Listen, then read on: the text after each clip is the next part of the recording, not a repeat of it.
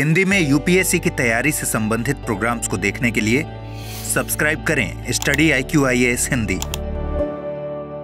Hello students, मैं हूं doctor Pankaj Mishra और हम लोग कर रहे हैं पॉलिटी के PYQs। इंडियन पॉलिटी यानी राज्य व्यवस्था के पिछले 10 साल के पेपर्स की सीरीज में हम लोगों ने विधायिका का चैप्टर कंप्लीट कर लिया है। आज हम जिस टॉपिक को स्टार्ट करेंगे वह टॉपिक है न्यायपालिका। तो न्यायपालिका को शुरू करते हैं और पहला प्रश्न लेते हैं। पहला प्रश्न यह कह रहा है कि प्रतिषेध की रिट उच्चतम न्यायालय या उच्च न्यायालय द्वारा किसे और किस प्रयोजन से जारी की जाती है। किसी और किस प्रयोजन से जारी किया गया एक आदेश है। देखिए, उच्चतम न्यायालय और उच्च न्यायालय दोनों को रिट जारी करने का अधिकार है। आपको पता है उच्चतम न्यायालय अनुच्छेद 32 के अंतर्गत और उच्च न्यायालय अनुच्छेद 226 के अंतर्गत रिट जारी करता है। उच्चतम न्यायालय अनुच्छेद 32 के अंतर्गत और उच्च न्यायालय अनुच्छेद 226 के अंतर्गत रिट जारी करता है और भारत में 5 तरीके की रिट जारी की जाती हैं। शुरुआती 3 रिट जिनके बारे में आप जानते हैं कि मैंडमस, क्यो वारंटो और हैबियस कॉर्पस यानी बंदी प्रत्यक्षीकरण, अधिकार प्रेक्षा और परमादेश। ये 3 रिट व्यक्ति, संस्था, सरकार इत्यादि के खिलाफ जारी की जाती हैं।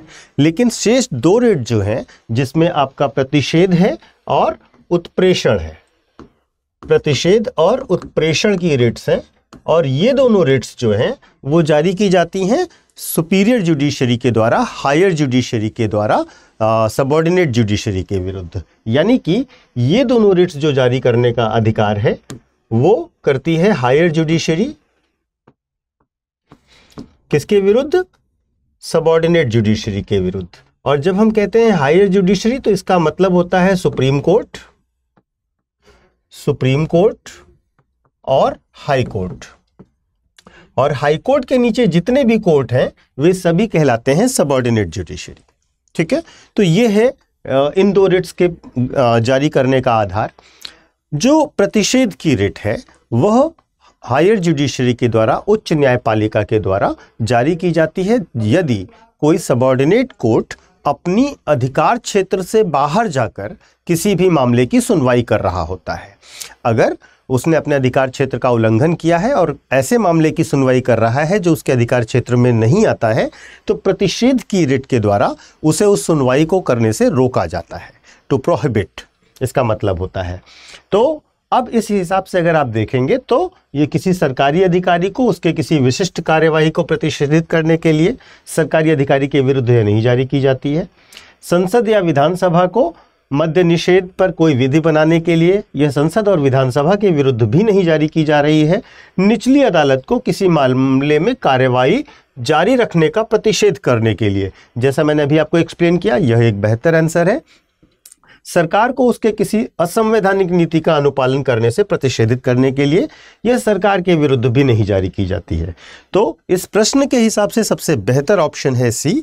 आपको यह ध्यान रखना है कि यह रिट केवल जुडिशियल, क्वासी जुडिशियल और ट्रिब्यूनल्स इत्यादि के खिलाफ जारी की जा सकती है।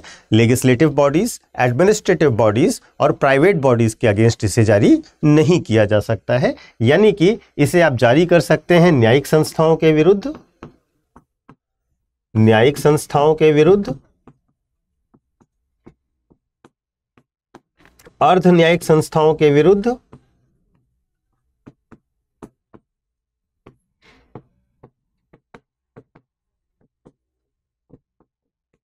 और ट्रिब्यूनल यानी कि न्यायाधिकरण के विरुद्ध।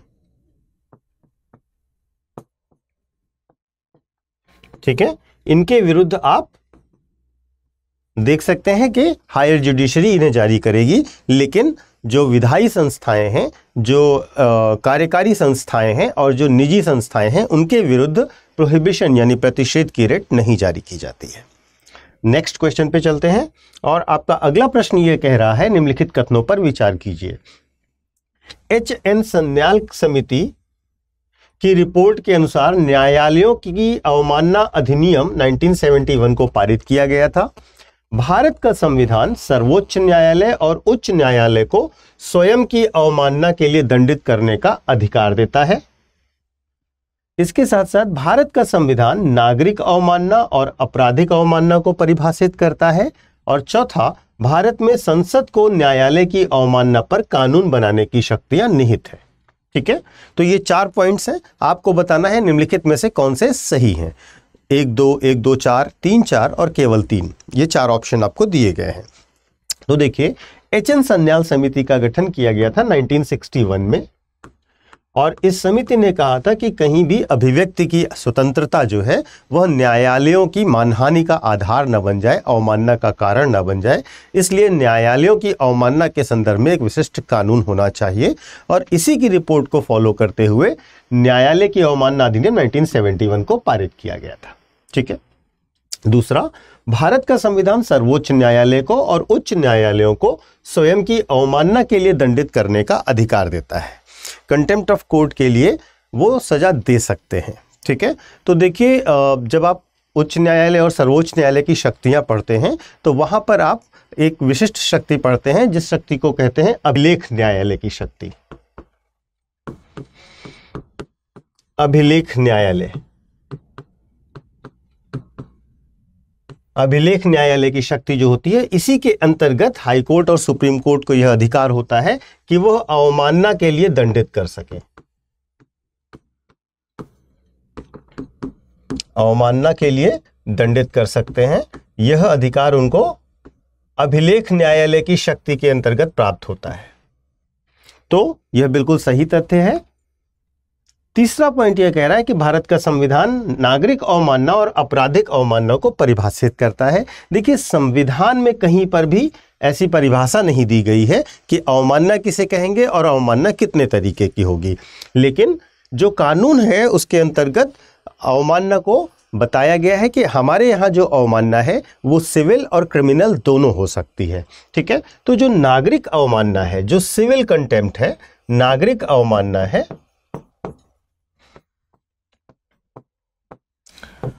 सिविल कंटेम्प्ट या नागरिक अवमानना होती है जब आप न्यायालय के आदेशों और निर्देशों का जानबूझकर पालन नहीं करते। ठीक है, जब आप न्यायालय के आदेशों और निर्देशों का जानबूझकर पालन नहीं करते। और क्रिमिनल कंटेम्प्ट कब होता है, यानी कि आपराधिक अवमानना कब होती है? आपराधिक अवमानना उस समय होती है जब आप न्यायालय जब न्याय प्रदान कर रहा हो तो न्याय प्रदान करने की प्रक्रिया में बाधा उत्पन्न करें, न्याय की प्रक्रिया में बाधा उत्पन्न करें, तो ये आपराधिक अवमानना होती है। और जैसे कि मानिए कि आप वकील को उठा ले गए या आप गवाहों को धमका रहे हैं। ठीक है, तो ये क्या होगी? ये होगी आपकी आपराधिक अवमानना। ठीक है, तो यह चीज जो संविधान है वो तो परिभाषित नहीं करता है, इसलिए यह पॉइंट गलत हो गया। आपका पहला सही था, दूसरा सही था, तीसरा गलत है। और चौथा, भारत में संसद को न्यायालय की अवमानना पर कानून बनाने की शक्तियां निहित हैं। हाँ, संसद न्यायालय की अवमानना के संदर्भ में कानून बना सकती है, यह शक्ति संसद को दी गई है। तो चौथा पॉइंट सही है। तो इस तरह से देखेंगे तो 1, 2 और 4 सही है, और इस ऑप्शंस में ऑप्शन नंबर बी पर जाएंगे और यह सही होगा। ठीक है, नेक्स्ट क्वेश्चन की तरफ चलते हैं। अगला प्रश्न कह रहा है कि भारत के संदर्भ में निम्नलिखित कथनों पर विचार कीजिए। सरकारी कानून अधिकारियों और कानूनी फर्मों के अधिवक्ताओं के रूप में मान्यता दी जाती है, और कानूनी फर्मों को अधिवक्ताओं के रूप में मान्यता दी जाती है, लेकिन कॉरपोरेट वकीलों और पेटेंट वकीलों को अधिवक्ताओं के रूप में मान्यता से बाहर रखा गया है। दूसरा, बार काउंसिल को कानूनी शिक्षा, लॉ कॉलेजों की मान्यता से संबंधित नियम बनाने की शक्ति है। आपको बताना है निम्नलिखित में से कौन सा सही है। यह वर्ष 2022 का क्वेश्चन है। देखिए, अधिवक्ताओं के संबंध में नियम है। ठीक है, अधिवक्ताओं के संबंध में नियम यह है कि कोई भी सैलरीड एम्प्लॉय जो है उसको लॉयर नहीं माना जा सकता। ठीक है, जो भी किसी भी फर्म में काम कर रहा है, किसी भी कंपनी में काम कर रहा है ना, किसी भी पेटेंट वकीलों के अधिवक्ताओं के रूप में काम कर रहा है, कॉरपोरेट में काम कर रहा है, उसको हम अधिवक्ता नहीं मानते हैं। ठीक है, उसको हम वकील का दर्जा नहीं देते। और दूसरी खास बात यह है कि जो लॉ फर्म है ना, लॉ फर्म क्या होती है? लॉ फर्म वकीलों का समूह है, लॉ फर्म खुद में वकील नहीं है। ठीक है, तो इस वजह से ये जो परिभाषा दी गई है यह गलत हो जाती है। और जो सरकारी कानूनी अधिकारी हैं उनका रिक्रूटमेंट होता है, वो वकीलों में से चयनित होते हैं। ठीक है, दूसरा जो बार काउंसिल होती है, स्टेट्स की बार काउंसिल होती है और बार काउंसिल ऑफ इंडिया होती है। ये जो बार काउंसिल्स होती हैं इनको ये अधिकार दिया गया है कि वे जो कानून की शिक्षा है, जो LLB की डिग्री है, उसके संबंध में नियम बनाएं और कॉलेज जो शिक्षा दे सकते हैं उनके संबंध में भी नियम बनाएं। ये पावर बार काउंसिल को होती है। ठीक है, तो अगर आप देखें तो निम्नलिखित में से कौन सा सही है पूछा गया है, तो इसमें केवल 2 सही है, पॉइंट नंबर 1 गलत है। ठीक है, तो इस तरह से आप इसको समझ सकते हैं। अगले प्रश्न की तरफ चलते हैं। अगला प्रश्न आपका कह रहा है, भारत में न्यायालयों द्वारा जारी रिटों के संदर्भ में निम्नलिखित कथनों पर विचार करें। पहला, किसी प्राइवेट संगठन के विरुद्ध जब तक उसे कोई सार्वजनिक कार्य नहीं सौंपा गया हो परमादेश नहीं जारी होगा। किसी कंपनी के विरुद्ध भले ही वह कोई सरकारी कंपनी हो परमादेश नहीं होगा। कोई भी लोक प्रवण व्यक्ति, पब्लिक माइंडेड पर्सन, अधिकार परीक्षा क्यों वारंटों की रिट हेतु न्यायालय में समावेदन करने के लिए पिटिशनर हो सकता है। ठीक है, तो देखिए यहां पर 2 रिट्स को लेकर के क्वेश्चन पूछा गया है, मैंडमस को लेकर और क्यों वारंटों को लेकर। ठीक है, तो इन दोनों रिट्स को एक हल्का सा रिवीजन दे देते हैं जिससे आपको ये चीज क्लियर हो जाए। ठीक है, जो मैंडमस है, जो परमादेश है, इसका शाब्दिक अर्थ है हम आदेश देते हैं, वी कमांड।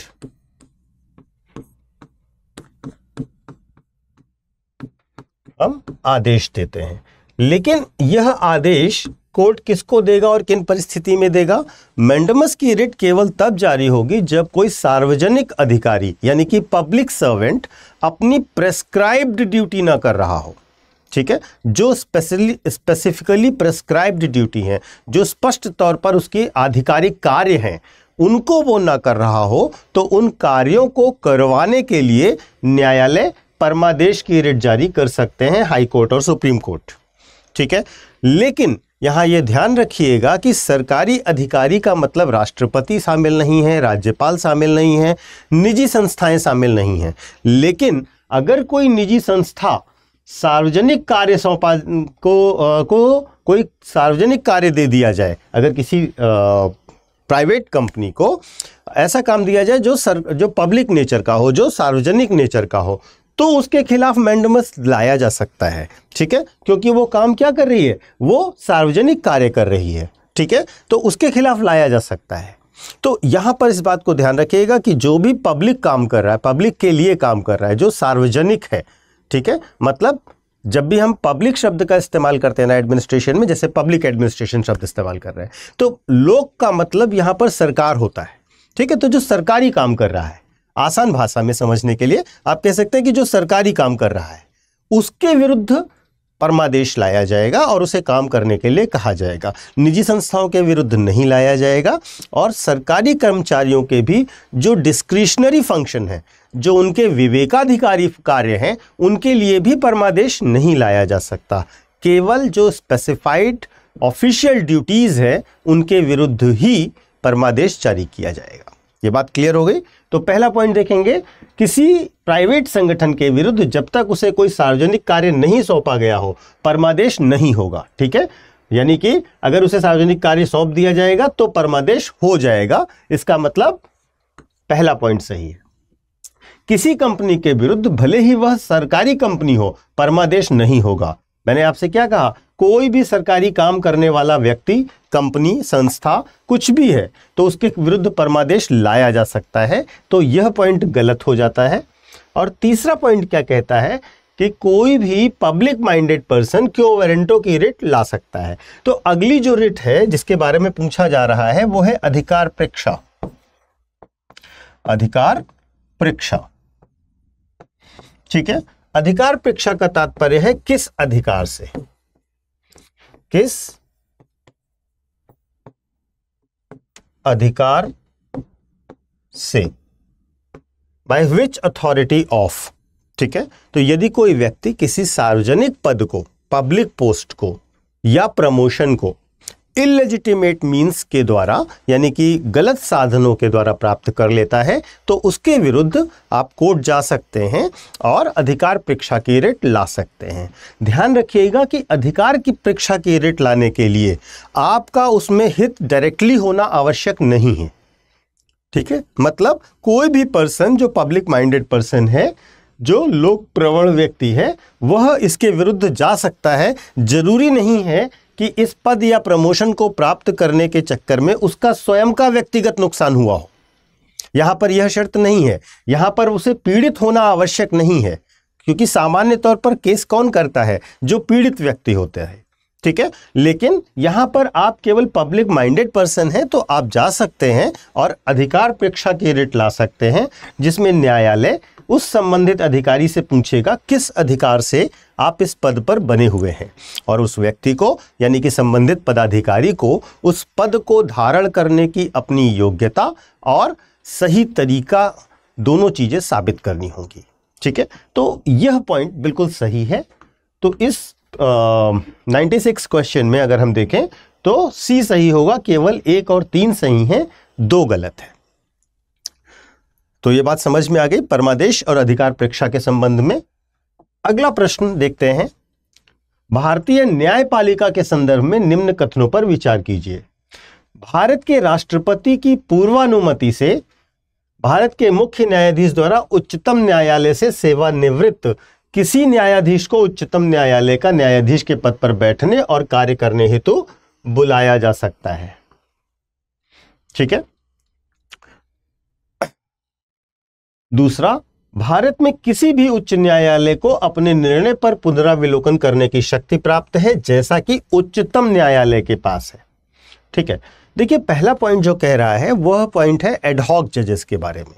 ठीक है, मान लीजिए कभी जुडिशरी में जजेस की संख्या कम हो गई है और उच्चतम न्यायालय के मुख्य न्यायाधीश को ऐसा लगता है कि हमें अभी तुरंत जज की आवश्यकता है, तो वे क्या कर सकते हैं? किसी भी सेवानिवृत्त न्यायाधीश को जो उच्चतम न्यायालय से सेवानिवृत्त हुआ हो, उसे आकर के प्रशासनिक और न्यायिक कार्य करने के लिए, मुख्यतः न्यायिक कार्य करने के लिए रख सकते हैं।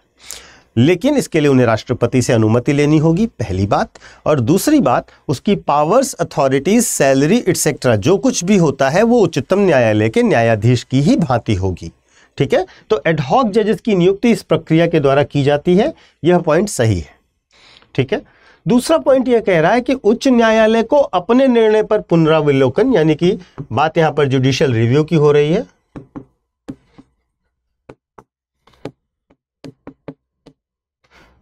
की शक्ति प्राप्त है, जैसा कि उच्चतम न्यायालय के पास है। ठीक है, तो देखिए यहां पर एक बात ध्यान रखिएगा कि उच्चतम न्यायालय और उच्च न्यायालय दोनों को न्यायिक पुनराविलोकन की शक्ति जरूर है, लेकिन हाईकोर्ट की शक्ति और सुप्रीम कोर्ट की शक्ति एक समान, एक जैसी नहीं है। ठीक है, क्योंकि सुप्रीम कोर्ट को जो जुडिशियल रिव्यू की पावर आती है, ठीक है, सुप्रीम कोर्ट को जो जुडिशियल रिव्यू की पावर आती है वो अनुच्छेद 137 के अंतर्गत आती है, आर्टिकल 137 के अंतर्गत डायरेक्टली प्राप्त होती है। जबकि हाईकोर्ट को न्यायिक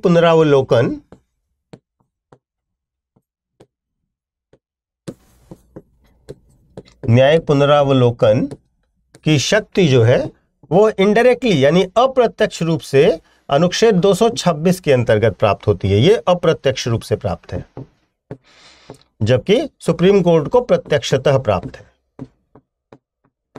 तो इसलिए दोनों बिल्कुल सेम नहीं है, हालांकि दोनों के पास पुनरावलोकन की शक्ति अवश्य है। तो अगर हम ये कह देंगे सेम है तो ये गलत हो जाएगा। ठीक है, तो पहला पॉइंट सही है और दूसरा पॉइंट गलत है, इसलिए आप इसमें 1 लगाएंगे, ए लगाएंगे। अगले प्रश्न पर चलते हैं और अगला प्रश्न आपका कह रहा है कि भारत के संविधान के संदर्भ में सामान्य विधियों में अंतर्विष्ट प्रतिषेध अथवा निर्बंधन अथवा उपबंध अनुच्छेद 142 के अधीन संवैधानिक शक्तियों के पर प्रतिषेध अथवा निबंधन की तरह कार्य नहीं कर सकते। ठीक है, निम्नलिखित में से कौन सा एक इसका अर्थ हो सकता है?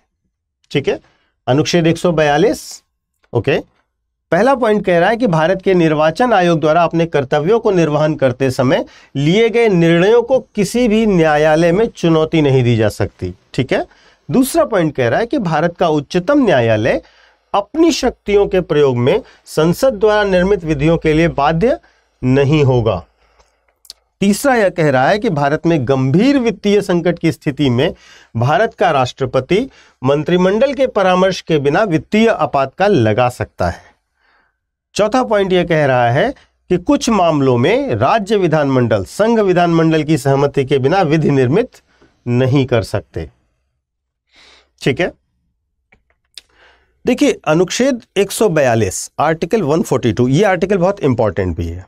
ठीक है, ये बहुत ही इंपॉर्टेंट आर्टिकल है। यह जो है सुप्रीम कोर्ट को यह अधिकार देता है कि वह कंप्लीट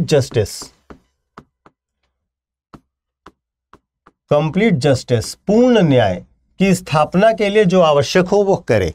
ठीक है। और आप देखेंगे रिसेंट समय में सुप्रीम कोर्ट ने कई बार इस अनुच्छेद की शक्तियों का प्रयोग किया है। ठीक है।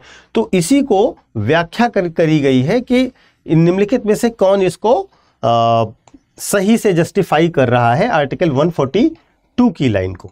ठीक है। तो आर्टिकल 142 ये कह रहा है कि जितने भी कानून हैं इस देश में, जितनी भी विधियां हैं इस देश में, उसके अंतर्गत जो भी प्रतिषेध, निर्बंधन या उपबंध दिए गए हैं, वो सुप्रीम कोर्ट के पास जो आर्टिकल 142 की शक्तियां हैं उन पर नहीं लागू होते। ठीक है। तो देखिए, पहला पॉइंट क्या कह रहा है कि निर्वाचन आयोग अपने कर्तव्यों के निर्वहन के लिए किए गए निर्णयों के लिए किसी भी न्यायालय में चुनौती नहीं दी जा सकती। देखिए, निर्वाचन आयोग के निर्णयों को चुनौती न्यायालय में दी जा सकती है। ठीक है। निर्वाचन आयोग के निर्णय हाईकोर्ट में भी आप चुनौती दे सकते हैं। तो आप निर्वाचन आयोग के निर्णयों को चुनौती दे सकते हैं, इसलिए यह पॉइंट गलत हो जाता है। ठीक है। दूसरा पॉइंट, भारत में उच्चतम न्यायालय अपनी शक्तियों के प्रयोग में संसद द्वारा निर्मित विधियों के लिए बाध्य नहीं होगा।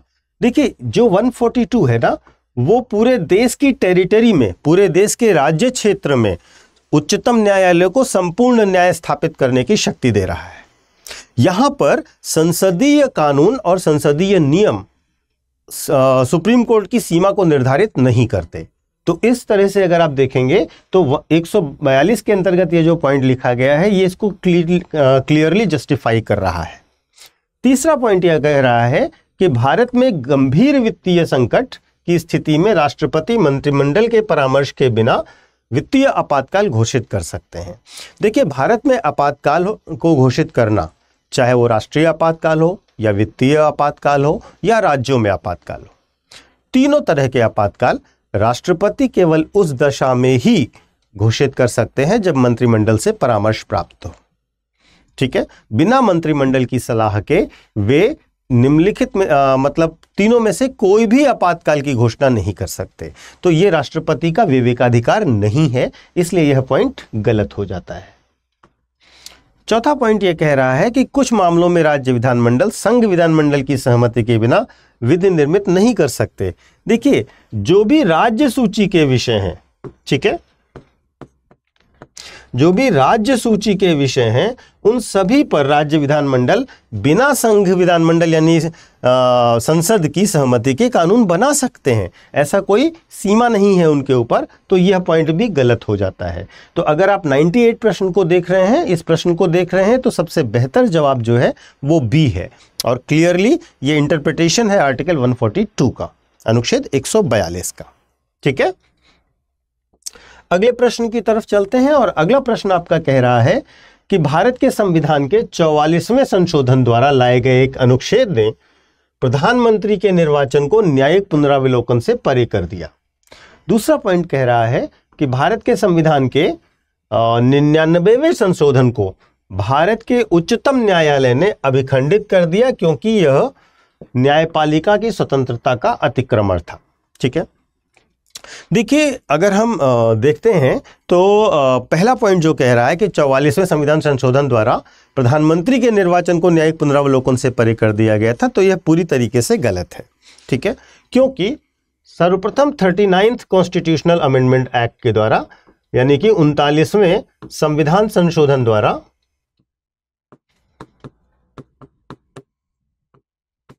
(1975) में यह प्रावधान किया गया था 1975 में यह प्रावधान किया गया था कि राष्ट्रपति,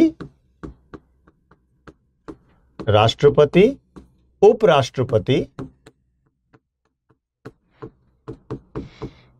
प्रधानमंत्री और लोकसभा अध्यक्ष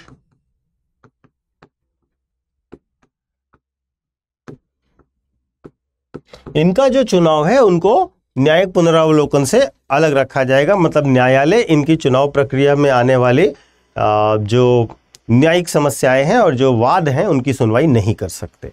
ऐसा 39वें संविधान संशोधन में कहा गया था, ना कि 44वें संविधान संशोधन में। तो यह पहला पॉइंट आपका गलत हो जाता है।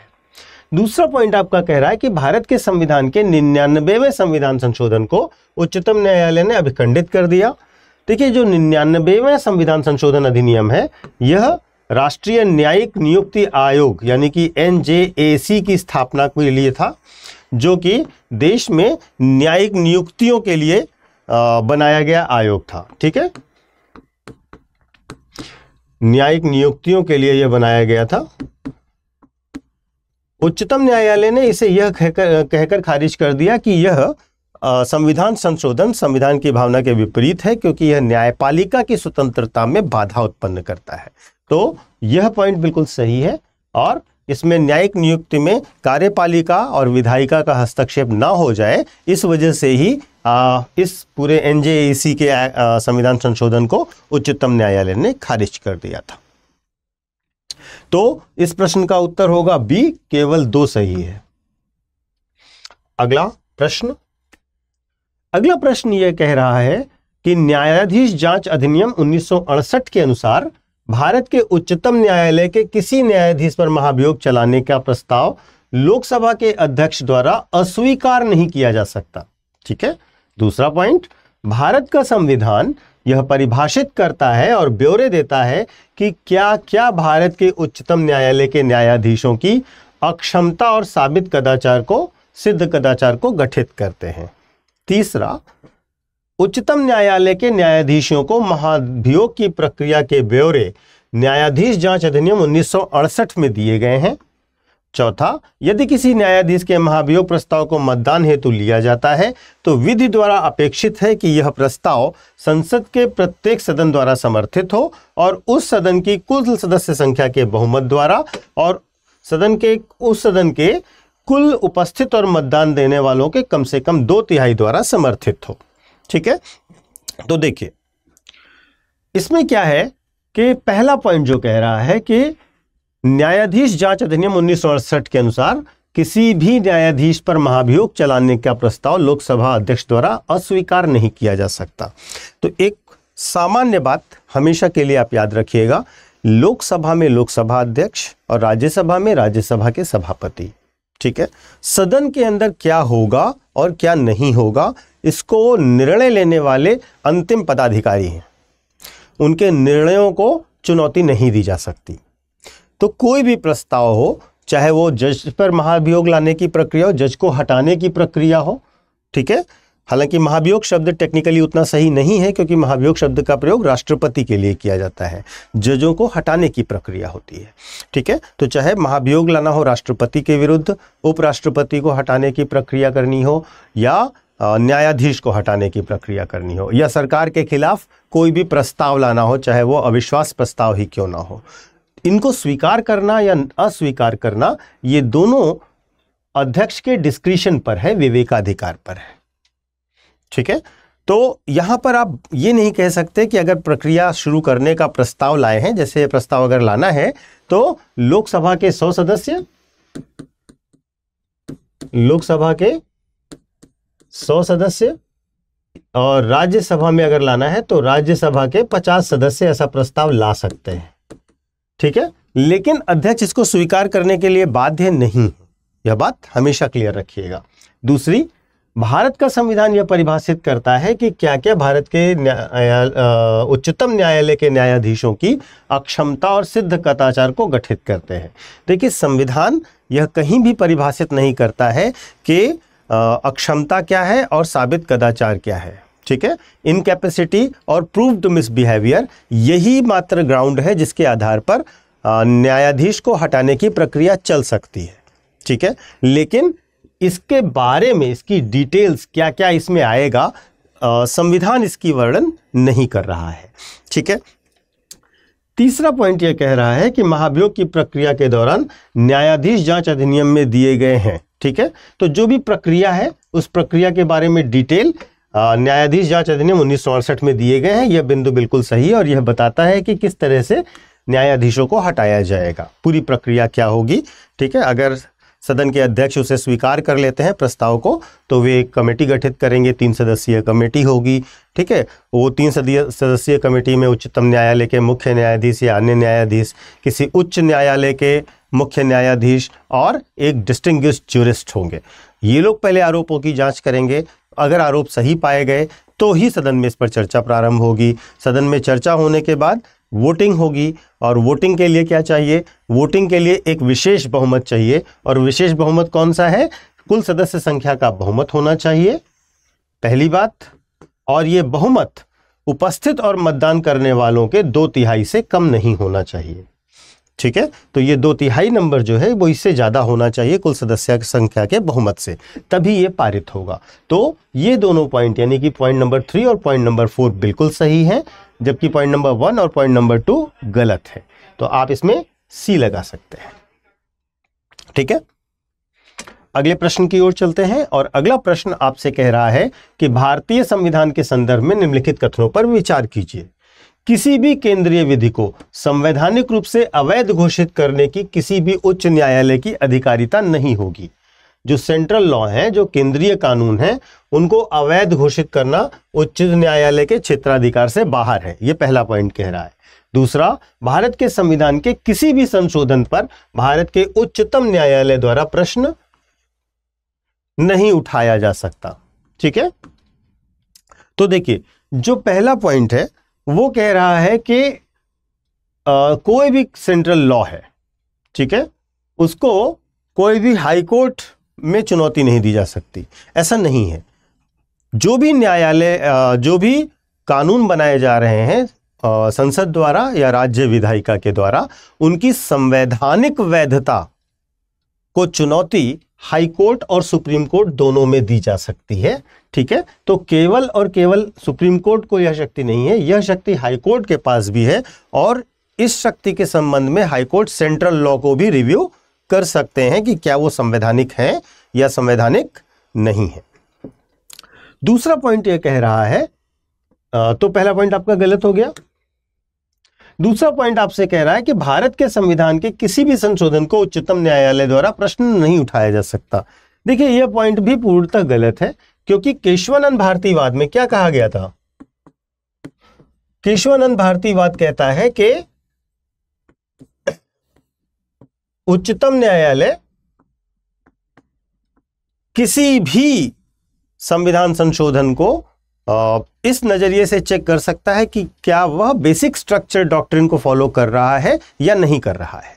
यानी कि संविधान के मूल ढांचे का अगर कोई भी संविधान संशोधन उल्लंघन करेगा तो आप निश्चित तौर पर कोर्ट जा सकते हैं। हालांकि केशवानंद भारती केस में ही उच्चतम न्यायालय ने यह भी कहा था कि संसद के पास यह अधिकार है कि वह संविधान में परिवर्तन और संशोधन कर सकती है, लेकिन इसकी सीमा है, और सीमा क्या है, बेसिक स्ट्रक्चर यानी कि संविधान का मूल ढांचा। तो निश्चित तौर पर किसी भी संविधान संशोधन पर प्रश्न उठाया जा सकता है, यह बात बिल्कुल सच है।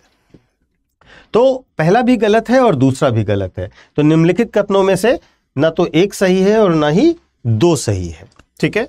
तो इस प्रकार आज हम लोगों ने इन 10 प्रश्नों की चर्चा करी।